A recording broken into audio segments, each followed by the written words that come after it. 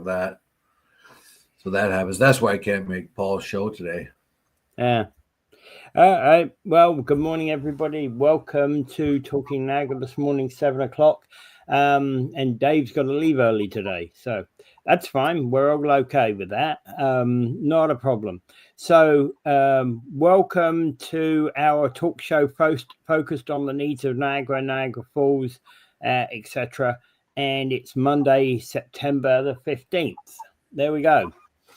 Okay. So how's things with you then, Dave? Not bad. Knowing that the summer's only 6 days longer.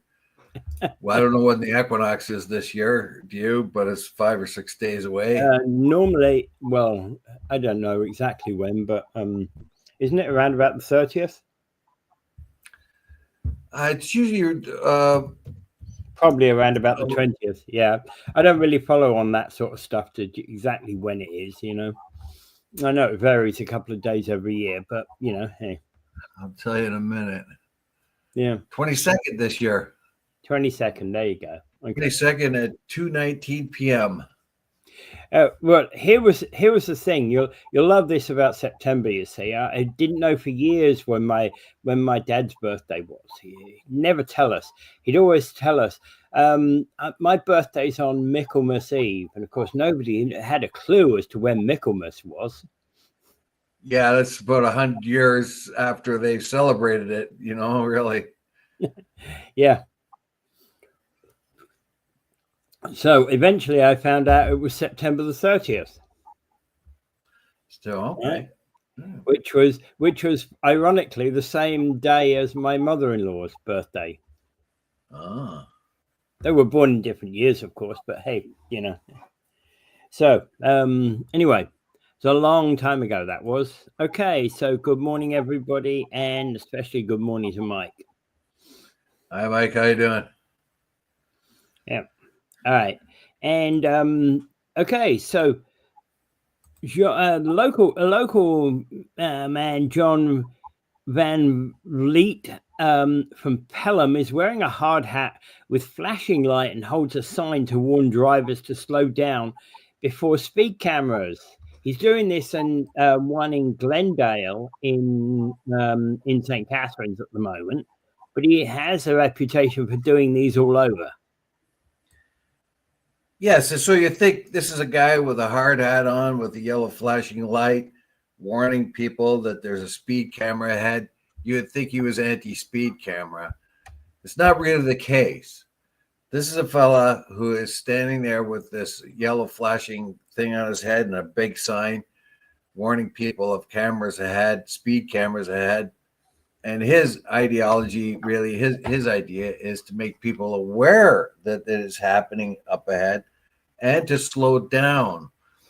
He doesn't think that the signage is proper, that there isn't enough signage in vulnerable areas. Well, so he wants to make it very clear. Go ahead. I think what might help in that regard is to make them more permanent. Leave the cameras in one place, leave them permanently there. Yeah, that would help. Then everyone would remember that they're there. Yeah, exactly. But they only have so many, and they move them around. Probably moving them around so they don't get vandalized too. That might be another aspect of it. Has never helped that one in St. Catharines, has it? No, but this fella's whole idea, Van Vliet, John Van Vliet's whole idea is to make you even more aware that there is a vulnerable area ahead and to slow down. And his idea is basically there isn't enough signage. The signage isn't clear enough. Yeah. Camera or not camera, because to tell you the truth. Well, that one near Greendale School that was there. Remember, there was one near Greendale School last year, I think. I went past that one and there was zero signage at the time. The camera's got this, the actual, a yellow flash sign on it, but that's it. Well, that's where I got caught. I got caught there doing 61 on the 50, which is about the normal speed everyone did through there because it's a 4-lane road and it's really wide, but it goes by Greendale School. Yeah. I, of course, at the time saw that there was no kids or crossing guards or anything, so I got nailed like long after the kids had gone, but the camera was still enacted. Well, the cameras. Yeah, the only time I've ever been past there has been on like a Saturday or a Sunday, weekend. And normally it's dirt slow anyway, no opportunity to speed anyway. Yeah, I went up and down that road every day for a couple of months at least, visiting my mother. And but there is one now right here in front of my place because they have the school there by the church, and they also have a high school, St. Paul's, and they have the school there close to it. Yeah, and they have that camera there, but they have a much bolder sign, so it's bigger and you can see it better. And the whole idea is to slow down traffic. So I don't disagree with the camera tickets. That's a deterrent for speeding. But I also agree with this fellow that the signage should be bigger and bolder. And as you mentioned earlier about the speed signs having been kind of like not very prominent. They look like every other kind of sign or kind of a black and white sign. But this one here has color to it. Yeah. This camera one. So it's a much more prominent, much more visible camera in that area. Now, in this particular case, the kids are a little less vulnerable because there's a flashing light. There are 2 crossing guards at Confederation to go across. There's also crossing guards at Thorlstone Road and also crossing guards up at St. James. So there's lots of crossing guards, and there are places where the children can cross safely. Nevertheless, you want to slow people down there because the crossing guards got to get out in that street. And the way people drive now, it's like I don't know how to judge getting out of my parking lot onto Thorlstone Road because you got guys clipping down there at 70K and you got guys poking along at 40K. So when you look at them coming, you don't know how fast they're going. So you really have to be cautious if you're taking a left-hand turn, even a right-hand turn. I've taken a right-hand turn and I had a car right up on me when he was way down the way. So anything to slow people down anywhere where children are or seniors of that kind is a good thing. But I agree very much with John Van Vliet here that signage awareness is a much better deterrent than a camera that you may or may not notice the sign for. Yeah. I'm wondering whether his ultimate... I think probably a cautionary flashing light would be better, like he's got on his hat. He's got a big sign with a flashing light on it. Yes and no. The problem with a flashing light is if you have a front bedroom that overlooks the street where that flashing light is, and you're going to bed at night, that's pretty horrible. Well, it would only be on during those times where people are, when the children will be crossing the road. Wouldn't be at nighttime. Well, so you could time it so that it comes on when the kids are going to school, or you don't need one at a park at night because people aren't using it. Yeah, that kind of thing. Well, actually, school zones in some countries, I've seen school zones with flashing lights. I forget where. Britain, the flashing light comes on when you're actually at the school zone, school crossing area. The flashing light comes on between whatever the school hours are, say 8 a.m. till 9 a.m. Whatever it is, right? Yeah, anything. Just to have a camera up there and a warning sign that there's a camera, you might miss it.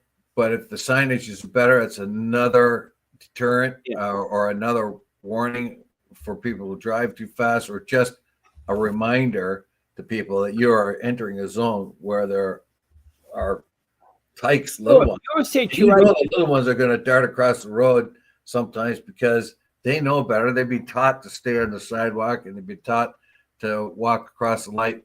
But people got phones in the ears all the time. I had a couple of teenagers walk right in front of me looking at their phones, you know, and just walk right in front of me. And they assume that the light's green or whatever. And I don't know. So I think it's up to the drivers to be more aware all the time.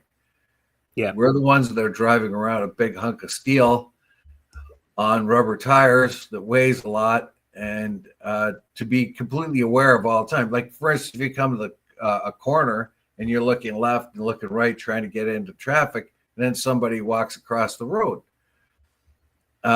Me personally, I walk behind that car. If somebody comes to the corner and looking back and forth, trying to bolt out in traffic, I don't walk across that street unless I know the driver can see me, or I go around behind the car. And actually, there's an interesting thing about pedestrians recently, in recent years. It is the pedestrian that's looking at his phone. He's got his headset on and blind to the world. You know that too, because... And he just walks across, oblivious to the fact that there's a car coming down there at 30 kilometers an hour. Yeah, they trust the system. Well, if you get a driver that's trying to get here or there or cross or change lanes or something like that, and they expect that the pedestrian is aware of their situation too. But if you're not, you've got a phone and earplugs in, and you're walking, and that's been my experience.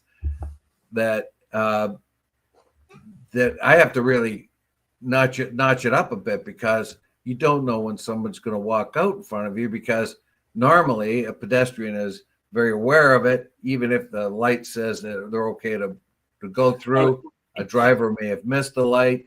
A driver may be trying to make that last turn at that last second, and maybe have stuck in the intersection, that kind of thing. So it's I don't know. We were always taught that, you know, both for driving lessons and when I was at school, is we were taught about the, you know, as road use, consider the other person's always an idiot, right? Yeah. And to make eye contact, if you're going to cross the road and somebody's there, come to the stop or something, make eye contact with the drivers. Yeah. That's very important, and to make sure that they come to a real stop. And one of the problems is people taking a right-hand turn on a red as you're walking across. People are kind of looking both ways, and then you're walking across.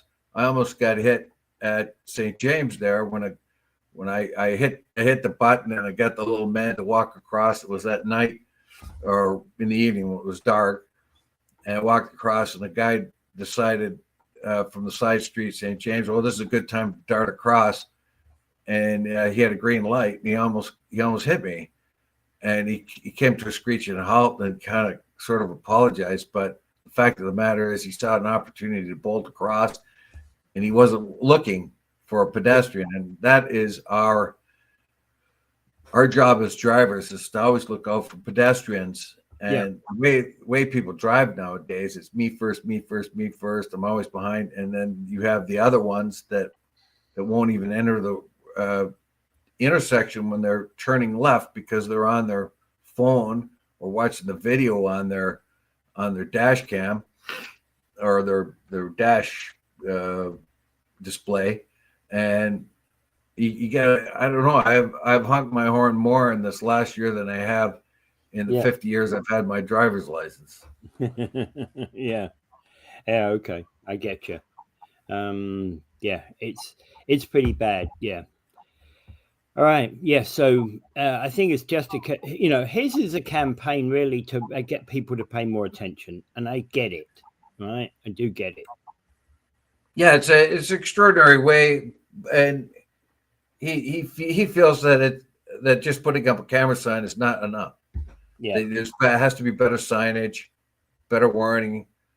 There is a vulnerable sector up ahead. There are children or older people. There's a park, and geez, you know what? I'm with him on that. I think the signage should be better.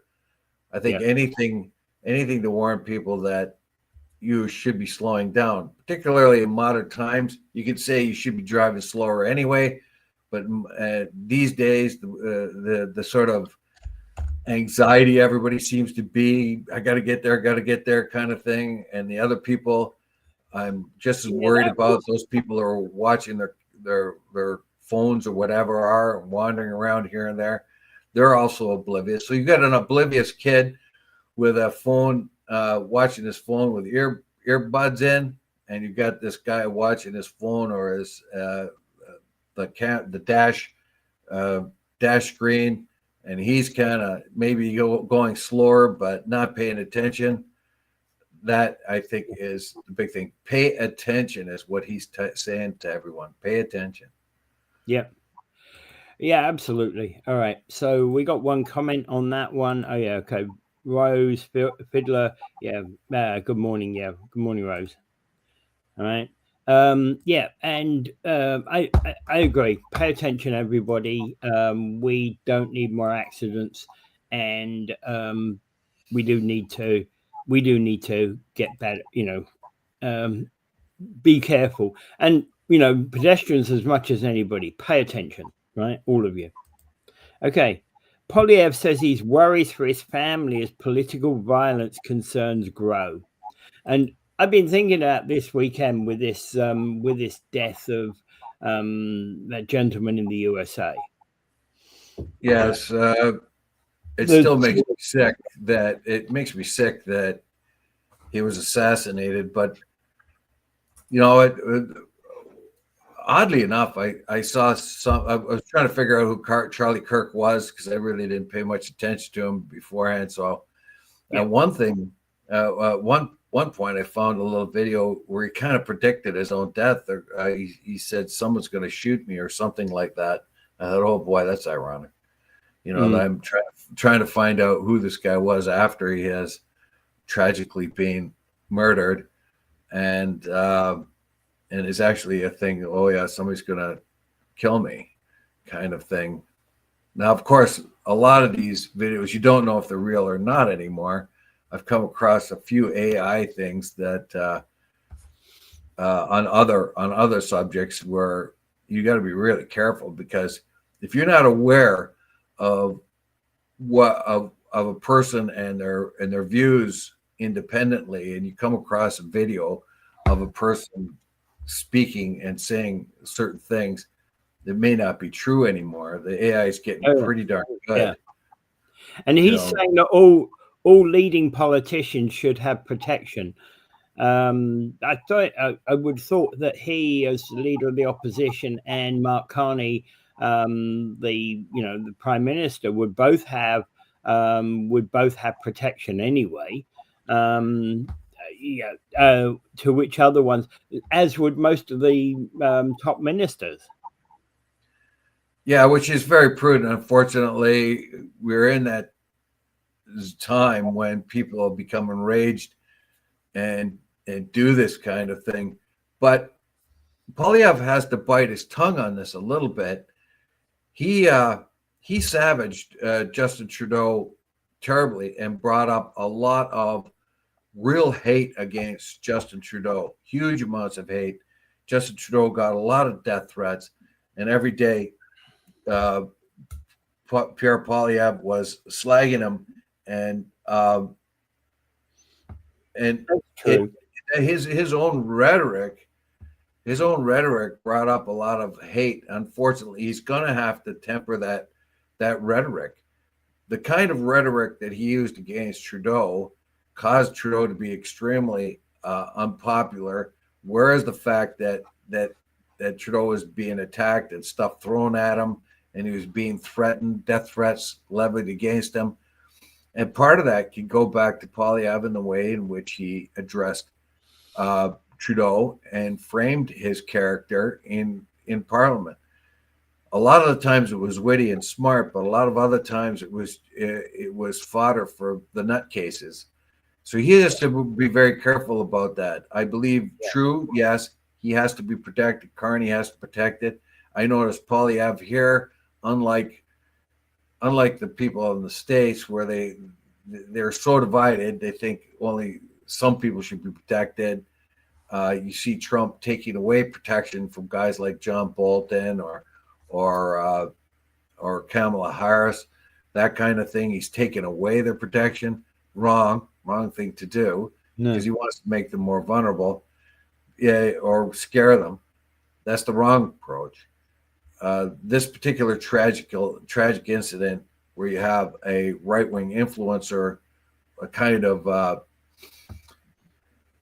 a kind of like Old Testament version of a Christian influencer, right-wing influencer, and that's fine. He has a perfect right to say anything he wants. However, the rhetoric on both the left and the right are getting downright stupid, and I'm very disappointed at the left rhetoric, because they're doing what they did before in Trump's first term. It was anything we can exaggerate. They're not staying with the facts. Stay with the facts. Stay always with the facts. Let the orangutan knit his own rope. Let him speak himself out of the office rather than exaggerate. As soon as you exaggerate and hyperbole, that kind of thing, you expect that from the right and Fox. It's just an entertainment program anyway. It's designed to make you enraged and to exaggerate, and everybody should know that. Even Fox knows that. Fox, when they were defending Tucker Carlson in court, went to the court and said Tucker Carlson is a character, not a journalist. He is a television personality and not an objective journalist, and he is a bloviator. And that's the way the court described him, and that's how they got off on a case where they didn't stick to facts. They maintained that they were a presenter, and that Tucker Carlson took on the character of a television personality, and he wasn't held to journalistic requirements. And that pretty much described what it was. So you have to remember that. Even with CNN or others, they're going to jump on things and exaggerate them, and that's the worst thing you could possibly do, because that enrages people. And we found here in tragic incidents with Charlie Kirk, where he was a different kind of guy. He was a debater. He had all the answers. He had the one thing I noticed about him. He did say some dumb things over time. Sure, but he was very well prepared every time he went into the debate. And one thing that I watched, because I didn't know much about him, I watched a few of his things during the weekend there to see what he was all about. And he could often dismantle somebody that was debating them because they did not have the facts right, and they didn't have they used the exaggerated left-wing point of view on certain incidences that did not jive with history. So he was very fully aware of his facts, and he was able to dismantle left-wing points of view that were based erroneously. And we know that lots of right-wing points of view are based on exaggeration or hyperbole too. But he was fully equipped with how to dismantle left-wing arguments that were not based on facts. And I think that's what that was his style. He was very well prepared, very well prepared.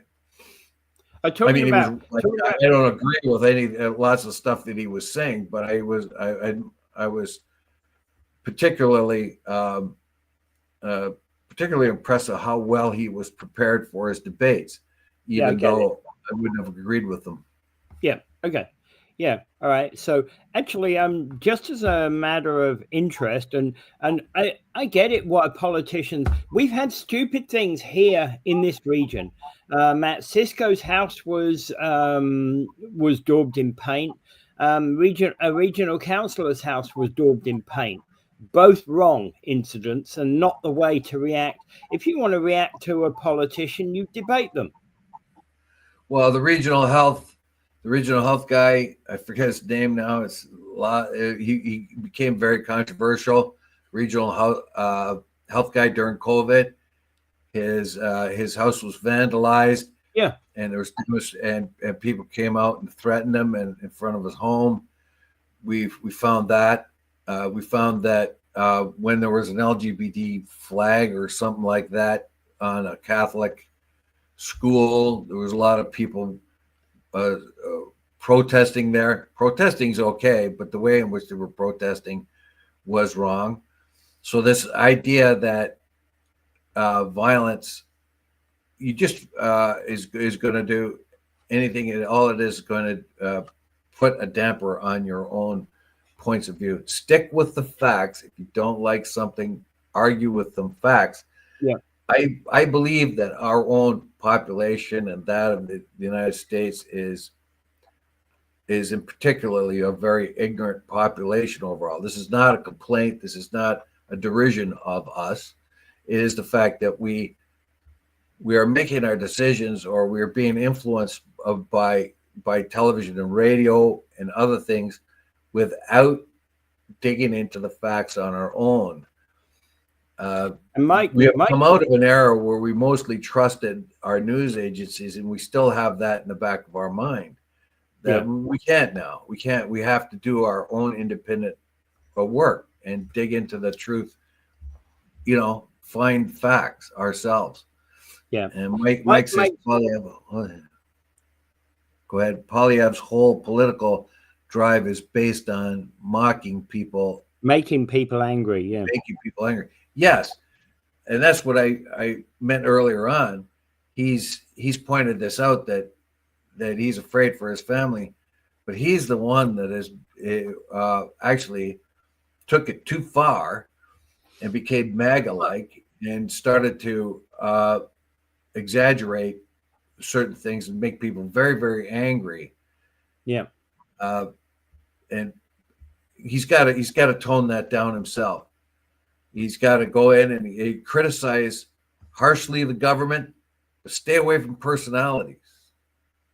Yeah. Just bring them only in, like, you can say Prime Minister Carney isn't doing this, isn't doing that, but stay away from attacking him personally, like he did what was thought he did to Justin Trudeau, and that kind of thing.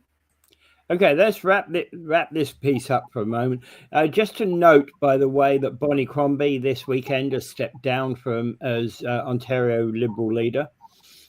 Yeah, she could not get enough support from her own party. She doesn't seem, she believes their party is not really supporting her, and that it's time for her to step down.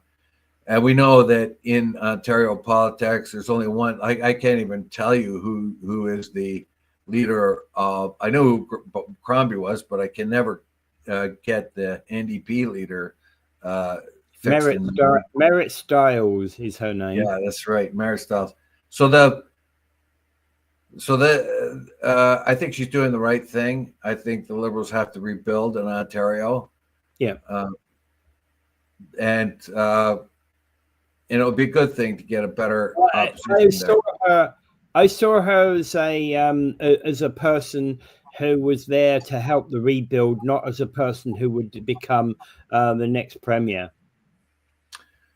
I don't know. And that, I guess if she took off, if she was more popular, if she was more vocal, something. Yeah. But I don't And think the press is paying much attention to her either.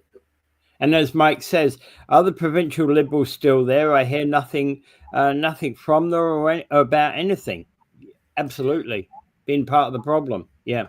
All right. Yeah, we find they are reporting on her, but we find that the opposition to Ford's policies or whatever, the sort of that devoted in the article for the opposition's view is smaller and smaller and farther away down the article. Yeah. Whereas in traditional times, Ford would say this, and then Crombie would kick back with this, and Stiles would say that. But right now, it's just Ford says all of this, and then way down in the bottom, you see Stiles and Crombie say this. All right. Okay, so just a quick announcement from Mike. Thank you, City of Niagara Falls and MECP. It seems for 1 week now, the stream besides Niagara Falls Humane Society at 6025 Chippewa Parkway has been crystal clear, the clearest I've seen it in for 4 years. There's that's a double-edged sword, though. Somebody's listening and doesn't want to be caught. That's what I'm thinking, because they still haven't found the source of it. And will that reoccur? Was there illegal dumping there? That kind of thing. We still haven't found out what it was in the lakes and rivers.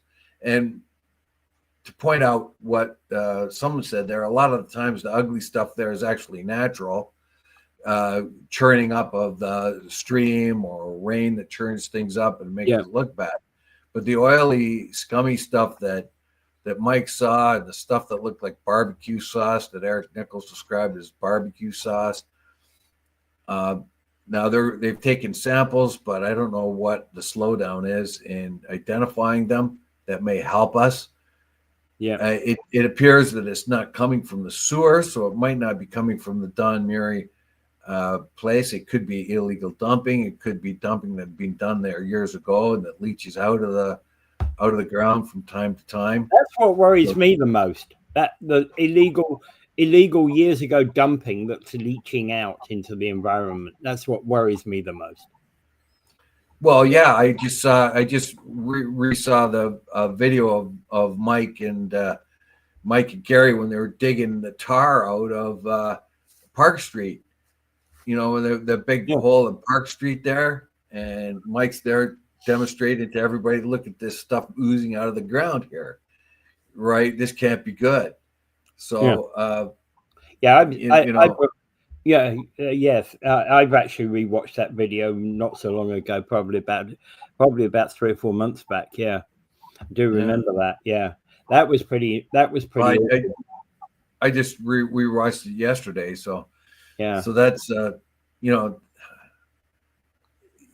like he's brought him and Gary bring these things up but it takes a long time to get any kind of, like politicians just don't want to do anything about it sometimes, or I don't know, or it's too hard to do or something.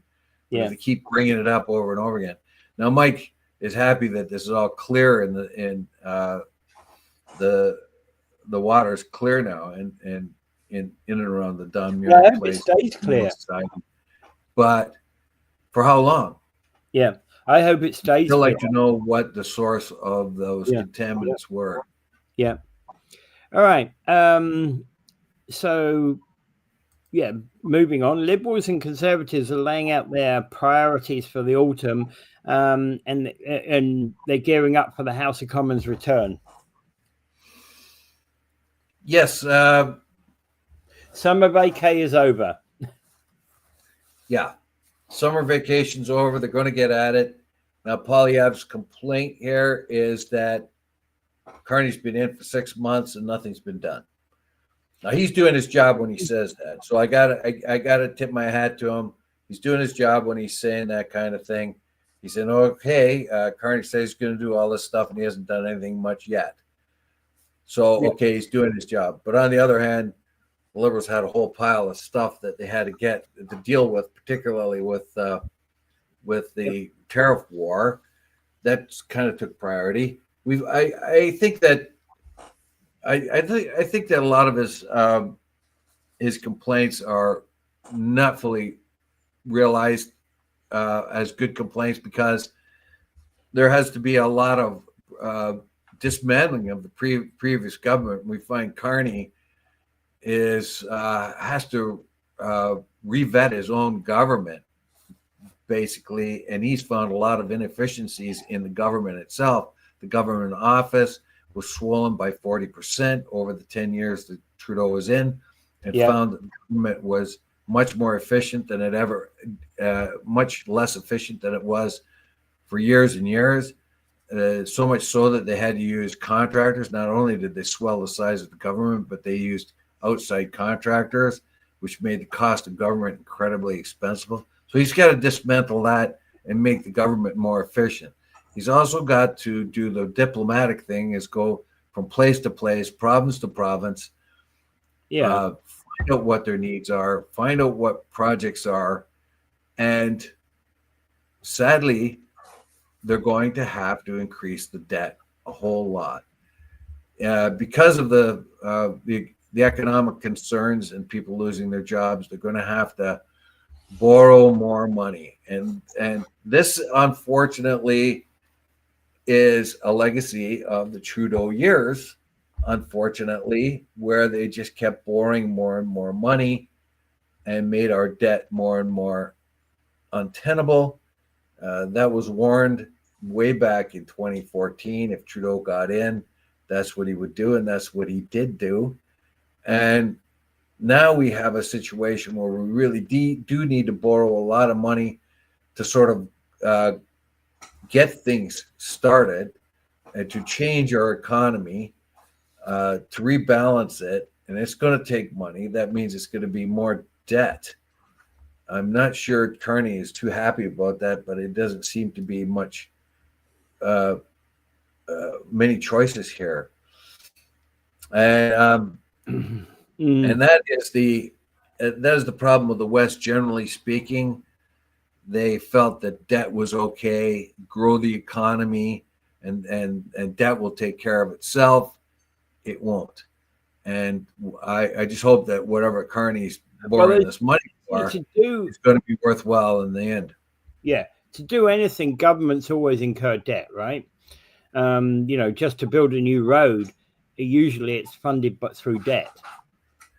Yeah, but the fact that debt for everything, debt's okay, more and more debt. Yeah, that's never been okay. Yeah, it's the amount of it that's problematic. One of the things the Justice Minister is looking at potential criminal code changes. Yeah, Poilievre has pointed this out. Now he's got to be very careful that he doesn't get MAGA rhetoric going on out of his lips. But he's pointed out that the cities are war zones.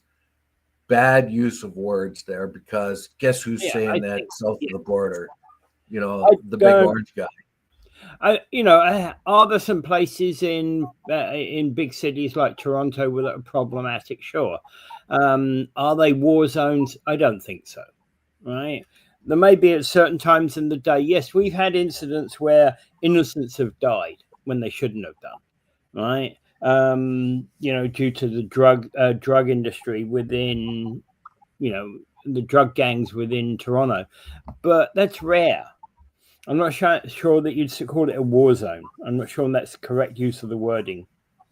Well, he wants to restore safety of the streets, and he's pointed out the bills like C-75, which puts people right back on the street again, regardless whether they're a violent criminal or not. And the Liberal government tried to be very easy on crime. There is that philosophy: if you treat a criminal like a criminal, he'll stay a criminal. But it was not well interpreted by the Liberals, because they wanted criminals back out on the street as fast as possible, with the least onerous consequences, which was kind of bad. It was kind of like being, Yeah. it wasn't meant to be soft on crime. It was meant to be, we're going to treat you responsibly. You react responsibly, but criminals don't do that. Yeah. I tell you what, we're going to do you a favor. We're going to get you back on the street as fast as possible. You're naughty. Don't do it again, kind of thing. Well, that doesn't work. No. And unfortunately, there's a criminal element, and we want to be. Well, we want to reduce the amount of crime by addressing it in a kinder way for the criminal, and hope that the criminal then will respond positively. Well, it doesn't work. Yeah. The other aspect of it is, if you take somebody that's 16 years old and you put them in prison with hardened criminals, he comes out a hardened criminal. So there's got to be that balance somewhere in between. But here's another thing that the Carney government's going to have to redress that came out of the Justin Trudeau years. And we find that the Carney government is moving much more to the center than the Justin Trudeau, and is working much more on practicalities and realistic stuff than the Trudeau government did. And so that's part of Carney's challenge, is to dismantle what the Trudeau government has done that is not conceived well. It's conceived in ideology rather than practicality and realism. Yeah, and I think that's the difference between Carney and Trudeau. Yeah, Carney, for all of he is left of center, but for all of that, he's also a practical man. Yeah. He can see he's trying to expand oil and gas, which his opposition within his own party will say, "Oh man, that's pretty bad on climate change." But he can always make the argument that they're using coal in places, and we can give them Canadian LNG instead, that kind of thing. So he knows that there is limitations. For instance, also he's speaking with he's seeing more eye to eye with Daniel Smith in Alberta, because he knows that it's impossible for them to hit their climate targets by 2035. He knows that. So he's not going to force them to do that by reducing production. He knows the practicality. Is it possible? Daniel Smith says they've got a target of 2050. That's more practical. That's more likely to happen. So he's a much more practical man, much more based in realism rather than idealism. Yeah. And it's good to be idealistic in some circumstances, but it's also, you have to be realistic at the same time, don't you?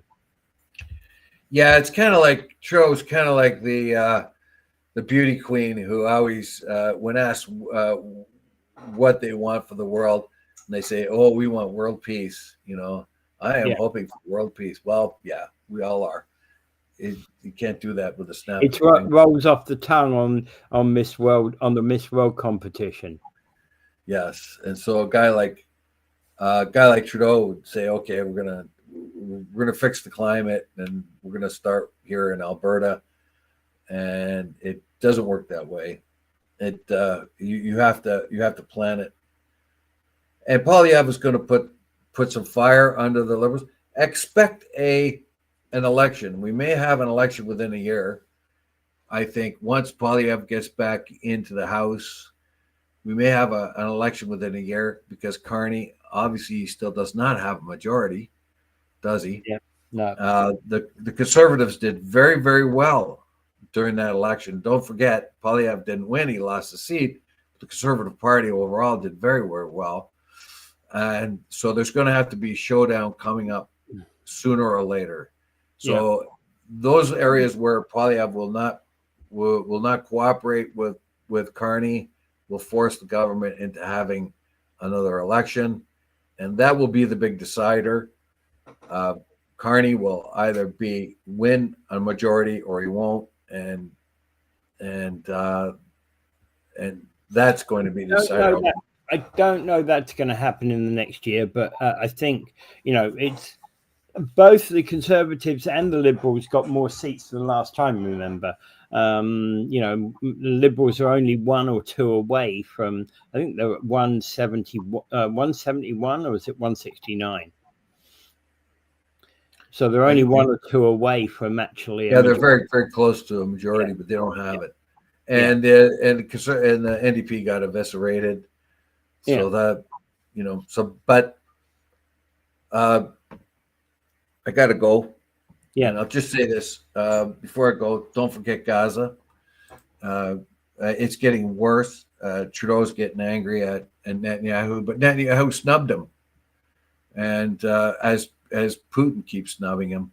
So Netanyahu snubbed Trump when he phoned him a couple of times. And he said, I'm going to do what I'm going to do. And Trump's got no power over him. I don't know what's going to happen there, but Gaza's getting worse. The pain, the misery, and it's just continuing. So don't keep that. That'll get pushed farther and farther down the news cycle because people are becoming so aware, so used to it. Here is Gaza again. Don't ever let that happen. That's a nightmare. Anyway, without further ado, I bid you adieu, and I'll see you tomorrow. And have a great day, everybody. Bye.